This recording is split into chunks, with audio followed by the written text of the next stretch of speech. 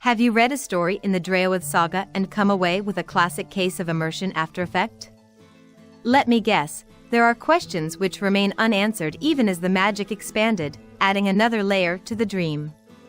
The grand desire to turn the page to discover what happened next ended with the last leaf turned.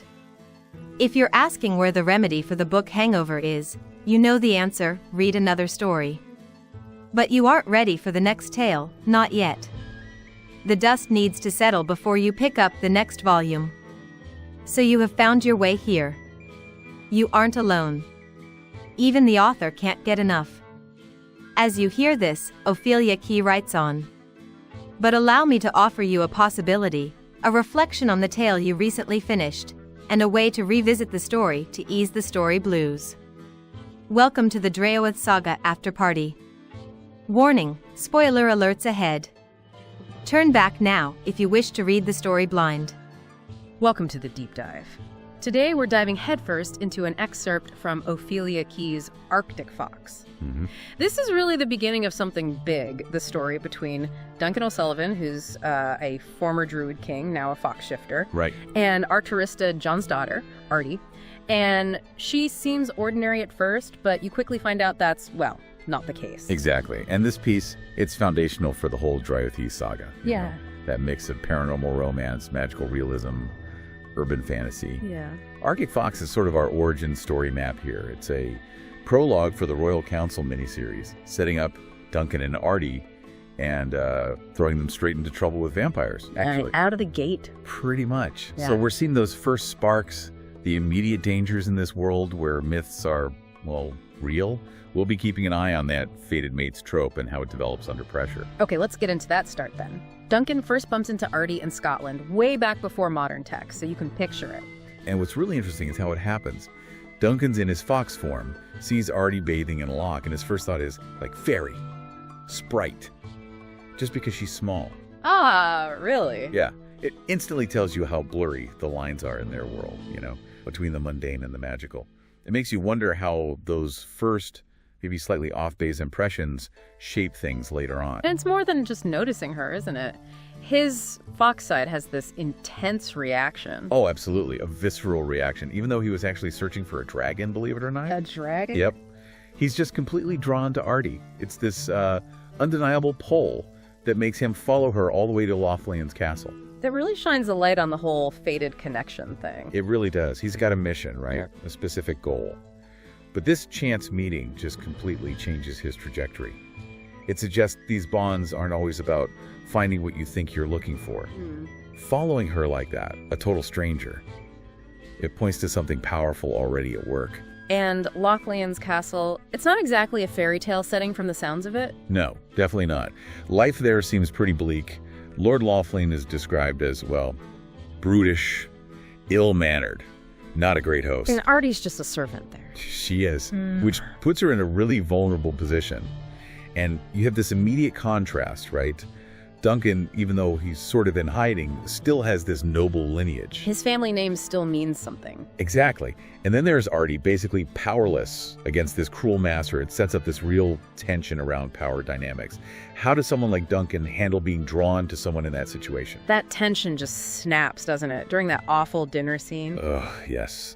Lothlanian attacks Artie, injures her badly, a head injury, it's brutal. And Duncan, his protective side just flares up instantly. That's the moment, isn't it? The point of no return. It really is. Seeing her like that, dying because of this pointless violence, it forces Duncan into this impossible choice. And what's compelling is his struggle, right? He knows turning her into a shifter changes everything for her.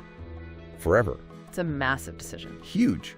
But that connection, whatever it is at this point, it wins out over the hesitation. It really makes you think, when does love or that deep connection justify changing someone's fundamental being like that? It's an act of desperation, really. Saving her life. Totally. He bites her, gives her his blood. It's this huge transformative act fueled by that powerful bond. And then Artie wakes up, confused. Absolutely.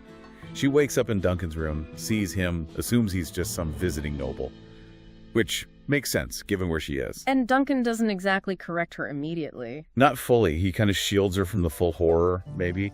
He says Lothlanian appointed her as his servant, playing along in a way. There's this careful handling of the truth. And Artie just accepts it. She does. She agrees to serve him, and she swears this ancient oath of service. She has absolutely no idea what that means magically, or that she's not even fully human anymore. Wow. That oath. It's huge. Because Duncan, with his background as a king, he instantly recognizes the magical weight of it. It creates this incredibly deep bond between them, way beyond just attraction. So it reinforces his own past, even though he's trying to keep a low profile. Exactly. It shows how that innate power, that history, still shapes things. Makes you wonder about the consequences of an oath like that, sworn without knowing the full picture. So as they're figuring out this new reality, feelings start to grow. Yeah, Artie develops this real love, this fierce protectiveness towards Duncan. She's dedicated to serving him. And he's teaching her to read. That feels significant. It is. It shows him taking on this nurturing role, building something between them. It feels like they're finding their footing, building a connection. But then the rug gets pulled out. Completely. Just as they're building this intimacy, this shared space, Artie gets abducted. By Damon Marcusio. A vampire. A particularly bloodthirsty one, it seems. And it's not random. It introduces this whole other layer of danger and really tests that bond they've just started solidifying. And she was just trying to return his gloves. Can you believe it? Just a simple act of service, and it leads her straight into the path of this predator. It really highlights how dangerous their world is, how small actions can have massive consequences. And it must be terrifying for Artie. Oh, absolutely. She's facing this incredibly powerful vampire. She's scared, naturally, but she fights back. And her thoughts keep going to Duncan. And Marcusio wants more than just blood. Seems like it. Yeah. He's interested in her blood, yes, but maybe also her magic, which is still new and probably unstable. And she's vulnerable, right, because the transformation was so recent. Exactly. She's newly turned, and she's away from Duncan's magic, which seems to offer some kind of ambient protection or strength. It leaves her really susceptible. It emphasizes how much Duncan shields her, maybe without even consciously doing it all the time. So Duncan finds out she's gone. How does he react? He's devastated. Shock, guilt, questioning his decision to turn her, questioning their whole dynamic. It hits him hard. But he acts quickly. Immediately. His first move is magic, using an ensorcelled bracelet he gave her to track her down. It shows his power, but also his absolute commitment to getting her back.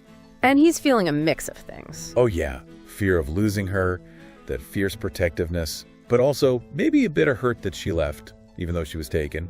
It makes him feel very real, not just this powerful druid king. He's grappling with a lot, emotionally. So he tracks her to Marcusio's villa. He does. And right away he knows something's wrong. He sees the marks on the vampire scratches, bite marks. Artie fought back. She definitely did. Duncan sort of plays it cool, pretends he's just worried she might be lost or in trouble, trying to get information out of Marcusio. Very clever. And he can sense her there. Yes. His shifter senses are crucial. He feels her presence, even picks up her unique scent, that lovely snow on the pines description. So they reunite in her locked room. Yes. And Artie spills everything. The abduction, Marcusio's nature, the danger she's in, it all comes pouring out. And Duncan needs reassurance. In that incredibly charged moment, yeah. He needs to hear it from her, needs to know how she feels, that she wants to be with him. And her answer solidifies things. It seems to. Her response leads to this moment of intense connection, intimacy, right there with the danger still outside the door. And that's when he tells her. That's the moment. Amidst the vulnerability, the fear, the reunion, he reveals who he really is, his past as a druid king. And he doesn't just tell her, he declares her his queen. Wow. That's huge. Massive shift. It's the formal acknowledgement of everything they are to each other, that fated connection made explicit. How does revealing that change things instantly? And Artie, how does she take it? She accepts it. Yeah. Fully, declares her love, her loyalty, right back at him. No hesitation. It's this incredibly powerful moment of commitment between them, right in the middle of all that chaos. So they're united. What about Marcusio? Duncan's focus snaps right back to the threat. Protecting Artie is paramount. He uses his druid magic. Decisively. Oh, yes. He manipulates Marcusio, essentially leads him out into the sun. Game over for the vampire. It really demonstrates the extent of Duncan's power when Artie's safety is on the line. That's quite a statement. It definitely is. What does that kind of protective power mean for their future together? So they leave the villa, a new beginning. Feels like it. They head off towards Ireland.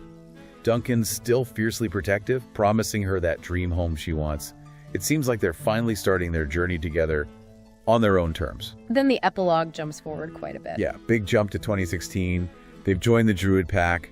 Artie seems genuinely happy, settled, part of the community. But the past isn't completely gone.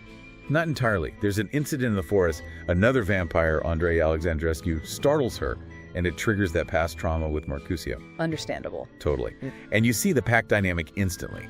Duncan and Javier, the pack beta, are immediately protective. We meet others, too. Lady, Cuke, Isabel. Right. It shows she's got this support system now. Andre explains himself, and the pack is cautious, but seems willing to hear him out. It hints at more complex relationships, potential alliances, maybe future tensions within this immortal world. It definitely suggests Duncan and Artie's story is woven into something much bigger. Exactly. And Andre's presence leads us into that sneak peek. Right, with Mihaela Demetriou, the vampire princess in a coma, and Andre as her protector. And they're seeking refuge with the Druid pack, because Duncan told them to. This opens up a whole new storyline. Mihaela's been poisoned. Yes, and the pack is trying to help. Eli's doing dream walking, Artie's using her healing magic. It shows the pack's resources and willingness to help outsiders. And there's a bigger threat revealed. A much bigger one. Peter Elliott and Zilsanders. They're targeting immortals, experimenting on them. This suddenly connects back to Isabel's abduction history. Ah, so it's all linked. Deeply interconnected. The Draoithe Saga is clearly building this wide web of plots and dangers. Mihaela giving up her title and telling Andre to serve Luke, the Rirurek, also signals major shifts in supernatural politics. Okay, so wrapping up this deep dive, we've really charted the intense, often dangerous start to Duncan and Artie's relationship. Absolutely. Fated mates thrown right into the fire, sacrifice, danger, this emerging magical bond. And we got a clear sense of this larger world, its rules, hierarchies like druid kings, threats like these vampires. And those core themes of protection and loyalty, they're central not just to Duncan and Artie, but seem to run through the whole Draoithe world. So maybe something for you, the listener, to think about. When we talk about fated mates, how much do things like past lives, inherent power, shape that bond versus, say, choice? That's a great question. And in a world like this, brimming with magic, what other dangers are lurking just out of sight for them now that they're part of the pack? Right. And what are the real implications of this larger conflict, this targeting of immortals for experiments? How will that ripple outwards and affect Duncan, Artie, and their new allies? Their story starts intensely, that's for sure. But it feels like it's just the beginning of a much longer, much more perilous journey for both of them. Thank you for your support. For more, visit opheliakee.com. Welcome to the dream. Sincerely. Okay.